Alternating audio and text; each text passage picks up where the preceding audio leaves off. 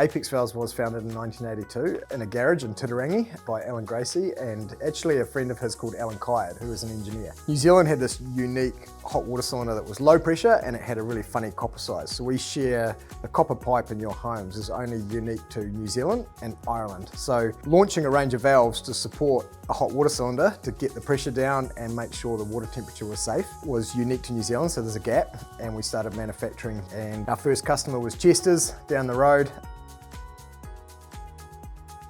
One day an old guy came down into the garage and he said, I have a valve here for farms, for troughs on farms. I see bits of brass coming in and out of your shed. Would you guys be able to manufacture this? I think it's a good design. And my father, Alan, said at the time, no, look, we're in the plumbing industry. I'm not really interested in farming products. But he said, I do have a friend of mine and he owns a company called Hydroflow and they sell to the farming merchant. And the first answer from Hydroflow was, yes, absolutely. If we can extend our range and get a trough valve and you guys can make it, we'll buy it off you. We started making the valve called the 72 trough valve, still the biggest selling valve in New Zealand, well known to be very robust, made of brass. Like as soon as mains pressure plumbing came to New Zealand, the scale of the range grew because we needed valves to control all that water. So our range is very simple. It controls the pressure from the street to make sure you don't have too much water coming into your home. Big legislation change that happened that Apex was part of the lobbying to government was in the bath and anywhere where people could get burnt. Back in the day, you could just run a hot water pipe straight from your hot water cylinder, and that meant that little kids playing in the bath with the hot taps, they turn the tap on, they burn themselves. And the water that comes out of your hot water cylinder is at 80 degrees, so they burn like that.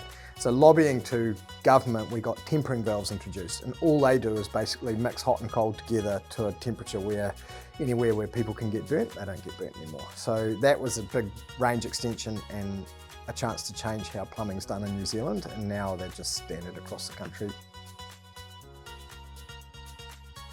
This was the fourth site officially of where we're going, and you'll see all the meeting rooms around here are all named after the old sites. It's a bit of a legacy piece. When you come to a site like this, we were 2,700 square metres down the road. It was all 4 buildings, including offices and kitchens. So to move to a site where the factory floor is 4,100 square metres, we got a chance to just completely reinvent the wheel. And we got a chance with a blank piece of paper to go, now if sky's the limit, how do we truly lay this out to be the most efficient as we can? And having that opportunity is amazing. To meet standards, we have to make sure the valve will live its full life, and you need a wet lab to do that because you need physical water running through the valve. One of the cool capabilities is that there's chiller units and pumps and storage water facilities all down in the basement, and heaters, and they heat up, they chill, and they pump water up into the wet lab. And what that means is we can test a valve at 3 degrees water, for example. So if I have a farm down in Mosgiel or somewhere down the South Island, in Auckland, we can't test that valve to the same temperature as what the water is coming into that valve in winter. So with the wet lab now, we can actually simulate what's happening live in the field. Yeah, the wet lab's a massive breakthrough for us. The building's name is Waitahi, which means one water, or water is one, and there's sort of 3, I guess, reasons why we named the building that and why it was blessed that name is because one is we're connecting to 2 waterways here to have one waterway out into the Waitemata. Second one was we use all our own captured rainwater. We don't use any town supply water. So we have 60,000 litres sitting out the front.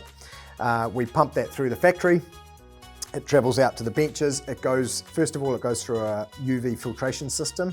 So the first stage is all the coarse sediment stuff, keep all the leaves out. Second one's to make sure all the taste and chlorine's taken out. And the third one's to kill all the bugs. The UV kills all the bugs. And we've got these 2 massive UV units out of Watts. They sterilise the water before it's distributed, comes through the factory, feeds all the benches, down into the wet lab, into the basement, through more sets of filtration, stored and then pumped back up across the factory again. So we're on a complete closed loop circuit. We cycle through how much water would pour down our drains back into the tanks. It's about 20 million litres a year, because every single valve that we test, you run water through it. EMA was a really great foundation for Apex. EMA was really the founding of direction in a lot of those areas where you wouldn't have disciplines otherwise. A good example is HR.